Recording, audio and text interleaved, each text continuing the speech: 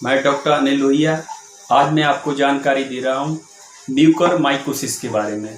क्या होता है म्यूकरमाइकोसिस या ब्लैक फंजाई या म्यूकोरमाइकोसिस?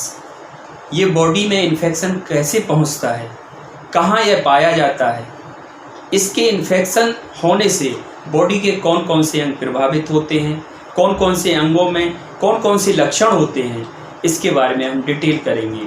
इस डिटेल के साथ हम ये भी बताएंगे कि कौन सी होम्योपैथिक दवा इस बीमारी के शुरुआत में हम एज ए प्रिवेंटिव मेडिसिन के रूप में ले सकते हैं। ब्लैक फंजाई बड़े ही साधारण तरीके से हमारे उन सारे प्लेसेस में पाई जाती है जहाँ पर नमी का माहौल हो, जहाँ पर कोई भी चीज़ सड़ रही हो या वहाँ पर कोई भी चीज़ ऐसी कार्बोहाइड्रेट वाली डली हो, जैसे कि रोटी है, सब्जी है या कोई भी ऐसे डिकम्पोजिंग मटेरियल, वहाँ पर ये इन्फेक्शन ईजिली ग्रो करता है। और ऐसे स्थानों पर इस चीज़ की सबसे ज़्यादा संभावना है कि कोई भी इन्फेक्टेड हो जाए। वो सारे लोग जिनकी इम्यूनिटी किसी भी प्रॉब्लम की वजह से कम हुई हो, चाहे वो कोरोना के बाद के पेशेंट हो जिनका कोरोना ठीक हो चुका हो, चाहे वो क्रॉनिक लीवर के पेशेंट हो, चाहे वो पुरानी किसी लंग्स की प्रॉब्लम से सफ़र कर रहे हों या किडनी की प्रॉब्लम से सफ़र कर रहे हों, ये सारे लोग इस बीमारी के लिए ज़्यादा सेंसिटिव हैं। जैसे पुराने क्रॉनिक डिजीज़ वाले पेशेंट, वो सारे पेशेंट जिनकी शुगर लेवल हाई रहती है, या वो सारे लोग जिनके लिए कोरोना रिकवरी के बाद जो वीक इम्यूनिटी से सफ़र कर रहे थे, ये इन्फेक्शन ईजिली हो जाता है। ऑटो इम्यून डिजीज़ वाले लोगों के लिए भी ये प्रॉब्लम हो सकती है। एड्स से संबंधित जिनके लिए प्रॉब्लम चल रही है, वो भी इस बीमारी के लिए सेंसिटिव हैं। क्रॉनिक स्टेरॉयड बेस्ड मेडिसिन जो ले रहे हैं, उनके लिए भी सजगता की ज़रूरत है, क्योंकि उनकी इम्यूनिटी वैसे ही वीक है और वो स्टेरॉयड पर बेस्ड उनका ट्रीटमेंट चल रहा है। ऐसे लोगों के लिए विशेष ध्यान रखने की ज़रूरत है। इन सारी स्थितियों में जब कोई पेशेंट इस भीषण अटैक से प्रभावित होता है तो उसके शरीर की स्थिति काफ़ी बिगड़ जाती है। कोविड से उबर गए हैं और जिनकी ब्लड शुगर लेवल ज़्यादा रहता है या ट्रीटमेंट के बाद उनका ब्लड शुगर लेवल अत्यधिक हो रहा है, ऐसे लोग इस बीमारी के लिए बहुत ही आसान शिकार हैं। उन्हें अपना विशेष ध्यान रखना चाहिए। अगर ये बॉडी में अटैक कर लेती है तो किस तरह के साइन सिम्टम बॉडी में अपीयर होते हैं, उनके बारे में हम बताते हैं। साथ में ये भी बता रहे हैं कि यह शरीर के किन अंगों पर अपना ज़्यादा प्रभाव करके शरीर का नुकसान पहुँचाती है। म्यूकोरमाइकोसिस बॉडी में 3 जगह पर बहुत ही भीषण तरीके से इन्फेक्शन करती है। राइनोसेरिब्रल म्यूकोरमाइकोसिस में चेहरे के अंगों को प्रभावित करती है यह बीमारी। मुख्य रूप से इसका प्रभाव जब ब्रेन पे आता है तो व्यक्ति का कोई भी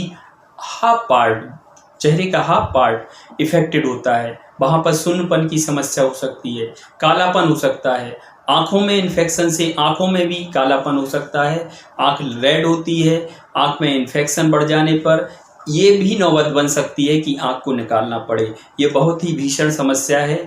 इसके प्रभाव में आने पर व्यक्ति की आँख भी चली जाती है, उसको जन्म भर के लिए अंधा होना पड़ता है। इसके अलावा सिरदर्द की समस्या, हेडेक, कंजेशन है ना, और हल्की सी लालामी आँखों में दिखाई देती है। पल्मोनरी म्यूकोरमाइकोसिस में लंग्स का एरिया इफेक्ट होता है। इसमें लंग्स से रिलेटेड सिम्टम आते हैं, जैसे कि dry cough, high fever, difficult breathing. इसके अलावा पेशेंट के स्पूटम या बलगम में रेड स्टेन स्पूटम आता है या कभी कभी हल्का कालापन लिए हुए स्पूटम आता है। जब भी इस तरह के साइन सिम्टम को देखें मिलें तो तुरंत डॉक्टर को दिखाएं। ये हो सकता है ब्लैक फंजाई का ही असर हो। जब म्यूकोरमाइकोसिस और ब्लैक फंजाई जीआईटी ट्रैक पर या हमारी आहार नाल पर इफेक्ट करती है तो उस समय हमारे पाचन से संबंधित लक्षण दिखाई देते हैं। पेट में दर्द, उल्टी होना, उल्टी के साथ ब्लड की उपस्थिति भी होती है, ब्लड भी आता है उल्टी में। अगर पेशेंट स्टूल को गौर करे तो वहाँ पे भी कुछ स्टूल के साथ ब्लड के निशान रहते हैं। क्यूटेनियस म्यूकोरमाइकोसिस, यह स्किन में इन्फेक्शन करता है और इसमें ब्लैकनेस इसका सबसे बड़ा साइन। महत्वपूर्ण अंग जैसे किडनी, लीवर आदि में भी यह अपना प्रभाव कर सकता है।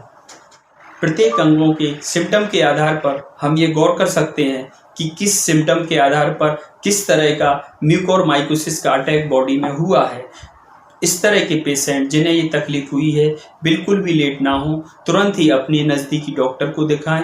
डॉक्टर्स इन्वेस्टिगेशंस के द्वारा इस तरह के इन्फेक्शन की जांच करा सकता है, वो आईवी कल्चर करा सकता है, वो बाहर की सिम्टम को देख के भी इस बीमारी के बारे में क्लियर जानकारी दे सकता है। अगर आपको ब्लैक फंगस का इन्फेक्शन हुआ है तुरंत ही डॉक्टर को दिखाएं। डॉक्टर तुरंत ही ट्रीटमेंट स्टार्ट करता है। चूँकि ये एक बहुत ही तेज़ी से फैलने वाली बीमारी है, इसलिए doctor IV fluid, IV injections के द्वारा तुरंत ही पेशेंट को ठीक करने की कोशिश करेगा। इसमें किसी भी दूसरी दवाइयों के बारे में ना जाएं। अभी कोई भी वेट या टाइम निकालने का समय इसमें नहीं रहता है। एलोपैथी में कई कंपनी एंटी फंगल ड्रॉप बनाती हैं। उन ड्रॉप्स को हम प्रिवेंटिव रूप से ले सकते हैं, जैसे एलन का एंटी फंगल ड्रॉप, रैगबैक का एंटी फंगल ड्रॉप, इनको हम ले सकते हैं। एंटी फंगल ड्रॉप मैंने पहले भी बताया बीमारी को ख़त्म नहीं कर सकता है, लेकिन जैसे ही हमको जानकारी हो कि हम ब्लैक फंगस से सफ़र कर रहे हैं, प्रिवेंटिवली तुरंत ही अटेंडमली इनको लेना शुरू करें और अच्छे नज़दीकी डॉक्टर को दिखाएं। जैसे भी वो गाइडलाइन दे वैसे आप आगे बढ़ें। कृपया अपने घर पर ही इसी दवा पर भरोसा ना करें। यह मैंने बता दिया, सिर्फ एक हल्की शुरुआती प्रिवेंटिव मेडिसिन है। ये आपके लिए इस बीमारी को जड़ से ठीक नहीं करेगी। अगर आपने हमारा वीडियो यहाँ तक देखा है तो आप हमारे वीडियो को ज़रूर शेयर करें, क्योंकि ये बहुत ही इन्फॉर्मेटिव टॉपिक है। लोगों को इस वीडियो के द्वारा जागरूकता मिलेगी, वह इस बीमारी को समझ पाएंगे, जिससे वह अपने आप को जल्दी से जल्दी